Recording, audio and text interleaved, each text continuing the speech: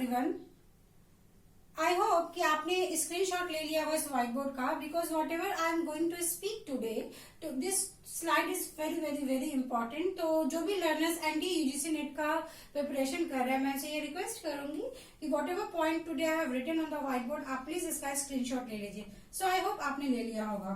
So hello everyone, I am Rashmi Prabha and welcome to our channel Combined CS the Extra Step. Today we are going to learn next important topic, that is relation, and we need to understand what is relation in set theory.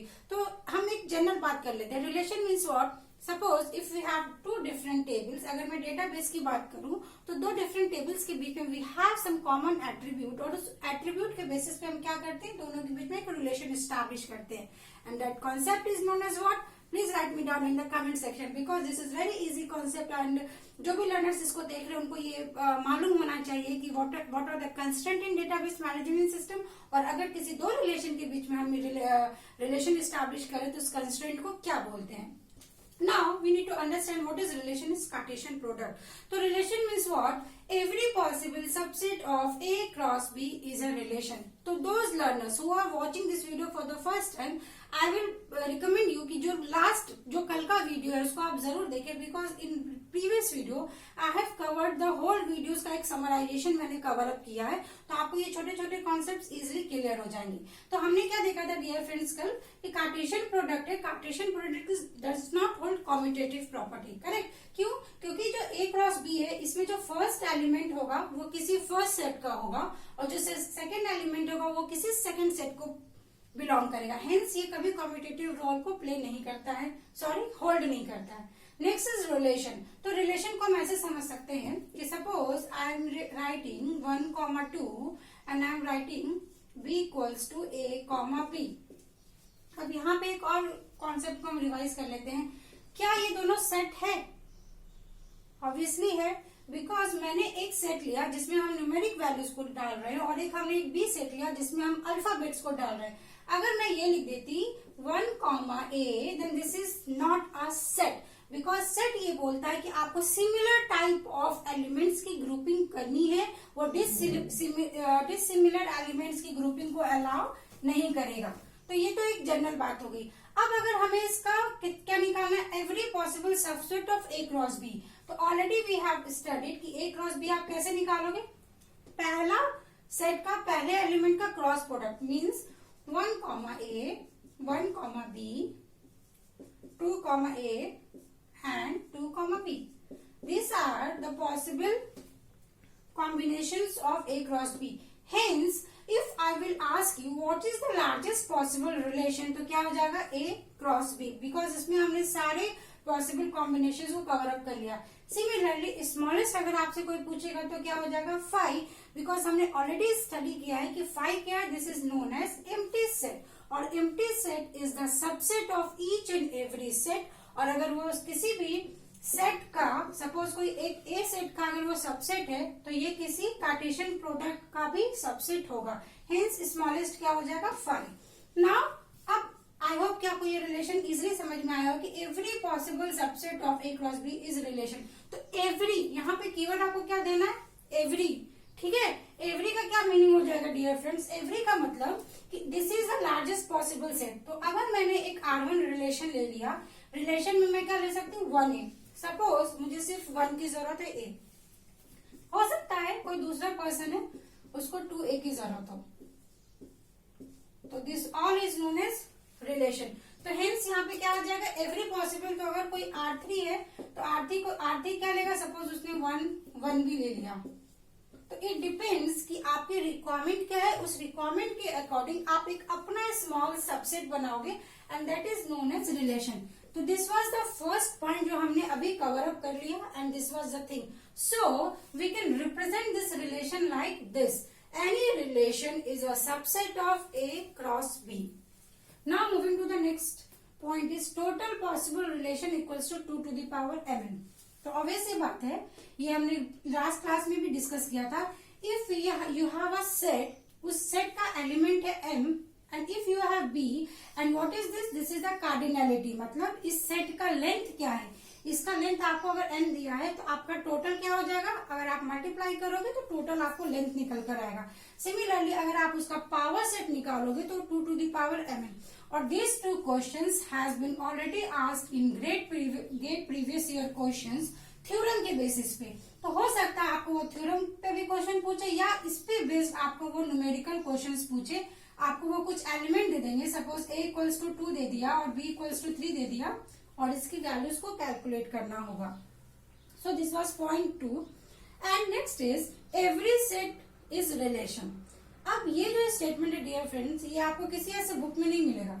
जब आप किसी चीज को revise करते हो, ठीक है, तो रिवीजन में आपके खुद से पॉइंट्स निकल कर आते हैं, तो आप उस पॉइंट्स को अपने नोट्स में लिखना शुरू करिए।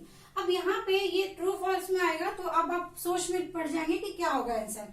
क्या एवरी सेट रिलेशन होता है? तो हम ये देख लेते हैं, ये एक सेट गिवन है, ठीक है, क्या ये सेट रिलेशन है?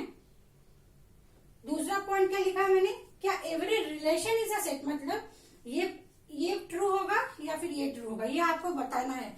तो लेट मी एक्सप्लेन यू। अब देखिए यहाँ पे अगर सिर्फ मैं ये वाला पार्ट अगर लेती हूँ, सिर्फ ये वाला पार्ट, मतलब मैंने ये ले लिया और इस R1 को लिया, तो R1 में आपका क्या है 1a। तो क्या एवरी रिलेशन सेट है?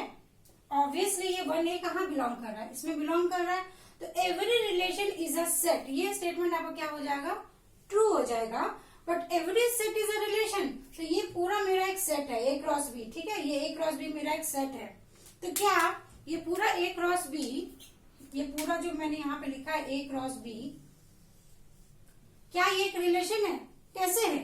अभी आप यहाँ पे एग्जांपल देखो, R1 में क्या मैंने 1b को लिया है? नहीं लिया। 2a को लिया है? नहीं लिया। 2b को नहीं लिया। तो hence we can say every set is not a relation and every relation is a set। तो ऐसे छोटे छोटे पॉइंट्स ट्रू एंड फॉल्स है, तो ये आप तभी सॉल्व कर पाओगे जब आपको छोटे छोटे बेसिक कॉन्सेप्ट्स अच्छे से क्लियर होते हैं। तो आई होप आपको ये सेशन अच्छा लग रहा होगा and the way I am explaining, see मैंने भी ये सारी चीजें प्रैक्टिस करके ही इंफॉर्मेशन निकाली है कि आपको अपने बेसिक्स पे बहुत काम करना है, कॉन्सेप्ट पे बहुत काम करना है। अगर आपका कॉन्सेप्ट क्लियर होता है ना, तो आप कोई भी क्वेश्चन इजिली सॉल्व कर सकते हो, ठीक है। सो I hope this point is clear. Next is all property of set theory will hold in relation. Obviously बात है, जो relation है, relation is a subset of set theory, correct? तो set theory का अगर वो subset है, तो हमने set में ऑलरेडी जितने भी हम properties पढ़ते हैं, union, intersection, set difference, वो सारे आपके किस में hold करेगा, relation में। तो this was the 5 important point जो हमने एक सिंगल टॉपिक रिलेशन का कवर अप किया है। नाउ लेट अस सी सम इम्पोर्टेंट प्रॉपर्टीज। ये प्रॉपर्टीज क्या होता है, कॉम्प्लीमेंट, करेक्ट। तो कॉम्प्लीमेंट वी ऑलरेडी नो कि अगर हमारे पास ये कोई सेट है तो हम कॉम्प्लीमेंट कैसे निकालेंगे, जो इसका पार्ट ना हो। जैसे सिंपल थ्योरी में हम ये देख लेते हैं, suppose if I have a universe जिसमें हमने ले लिया 1 2 3, ठीक है। अगर मैंने कोई एक R ले लिया, R में मैंने ले लिया 1 2, तो R का कॉम्प्लीमेंट क्या हो जाएगा, कॉम्प्लीमेंट भी जो इसका पार्ट नहीं है, तो कॉम्प्लीमेंट यहाँ पे क्या हो जाएगा डियर फ्रेंड्स, 3, ठीक है, 3 हो जाएगा। तो ये तो एक सिंगल सेट थ्योरी की बात होगी। तो सिमिलरली आप कॉम्प्लीमेंट किसी कार्टेशियन प्रोडक्ट का कैसे लोगे, तो the way we represent complement as RC R bar, ये नहीं होगा R बार, ठीक है। तो R bar equals to what, अगर कोई यूनिवर्सल सेट है, मतलब सपोज हमने कार्टेशियन प्रोडक्ट ले लिया, उस प्रोडक्ट में से अगर आप R को माइनस करोगे तो आपको R' मिलेगा, और अगर आप दोनों का यूनियन लोगे तो obviously you will get the largest possible set, and अगर इसका इंटरसेक्शन लोगे तो आप क्या मिलेगा आपको 5। अगर आप यहाँ पे देखो, आप R इंटरसेक्शन में R' लूंगी तो क्या मुझे मिलेगा 5, दोनों में कॉमन नहीं है। अगर मैं R यूनियन R' लूंगी तो क्या मिलेगा मुझे 1 2 3, which is equals to universal set. तो हमने कॉम्प्लीमेंट देख लिया। इसके बाद इनवर्स, इनवर्स मीन्स जैसे अगर हम मैथ्स की बात करें, अगर आपको एक नंबर दिया v equals to 5, then inverse equals to 1/5। तो ये मैथ्स का कॉन्सेप्ट है। सिमिलरली अगर मैं सेट थ्योरी की बात करूं, तो अगर कोई सेट में आपको a भी दिया है तो उसका इनवर्स क्या हो जाएगा, BA, as simple that is. तो यहाँ पे देखिए मैंने क्या लिखा, R inverse equals to BA where AB belongs to R। तो अगर AB R को बिलोंग कर रहा है तो R इनवर्स में क्या हो जाएगा, BA। तो यहाँ पे मैंने एग्जांपल भी कोट किया, if R equals to 1 2 2 4, sorry, then R inverse क्या हो जाएगा 2 1 4 2। I hope you have clear with the complement and inverse concept. तो यहाँ पे एक स्मॉल सा ये वाला बहुत इंपॉर्टेंट पॉइंट है डियर फ्रेंड्स। कभी कभी क्वेश्चंस आपको इसमें भी ये पूछ सकता है कि ये हम क्या ले रहे हैं, कार्डिनैलिटी ले रहे हैं, ठीक है। तो जो आर इनवर्स है, आर इनवर्स, उसकी कार्डिनैलिटी क्या सेम होगी? Obviously this statement is true. देख लीजिए आप, आर अगर मैंने लिया तो इसमें कितने नंबर ऑफ एलिमेंट्स है? 2, ठीक है। इसका लेंथ निकालेंगे 2। सिमिलरली अगर आर इनवर्स है तो इसका क्या हो जाएगा? 2। तो ये आपका स्टेटमेंट ट्रू हो गया। अब आप आर कॉम्प्लीमेंट को लीजिए, तो अगर यहाँ पे देखिए इसका लेंथ क्या हो जाएगा? अगर मैं यहाँ पे आर का लेंथ कैलकुलेट करूंगी, अगर मैंने ये आर का लेंथ कैलकुलेट किया तो क्या हो जाएगा? 2, और इसका लेंथ कैलकुलेट किया 1, तो क्या ये इक्वल होगा? It's not equal. So this was today whole session about relation.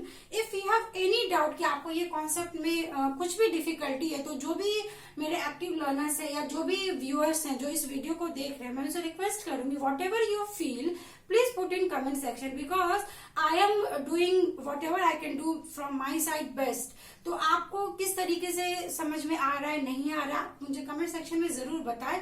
और if you are liking the way I am explaining, अगर आपको ये अच्छा लग रहा है तो मैं आपसे ये एक स्मॉल कंट्रीब्यूशन भी चाहूंगी कि आप ज्यादा से ज्यादा अपने फ्रेंड्स को शेयर करें।